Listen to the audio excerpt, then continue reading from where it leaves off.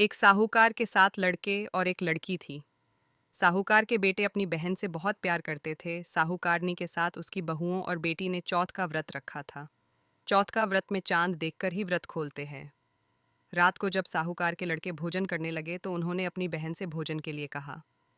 इस पर बहन ने बताया कि उसका आज उसका व्रत है और वह खाना चंद्रमा को अर्घ्य देकर ही व्रत खोल सकती है और कुछ खा सकती है।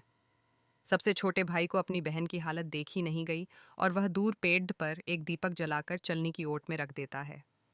दूर से बहन को दिखाता है, छलनी की ओट में रखा दीपक चांद की तरह लगता है।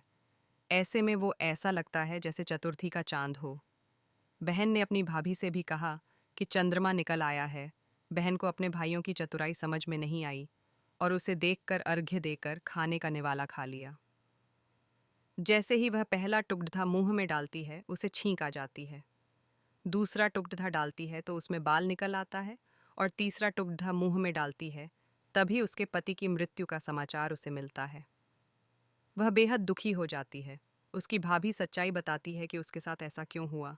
व्रत गलत तरीके से टूटने के कारण माता उससे नाराज हो गए हैं। इस पर वह निश्चय करती है कि वह अपने पति का अंतिम संस्कार नहीं करेगी और अपने सतीत्व से उन्हें पुनर्जीवन दिलाकर रहेगी। शोकातुर होकर वह अपने पति के शव को लेकर 1 वर्ष तक बैठी रही और उसके ऊपर उगने वाली घास को इकट्ठा करती रही। उसने पूरे साल की चतुर्थी को व्रत किया और अगले साल कार्तिक कृष्ण चतुर्थी फिर से आने पर उसने पूरे विधि विधान से करवा चौथ व्रत किया, जिसके फलस्वरूप करवा माता और गणेश जी के आशीर्वाद से उसका पति पुनः जीवित हो गया। जैसे गणपति और करवा माता ने उसकी सुनी, वैसे सभी की सुने, सभी का सुहाग अमर हो।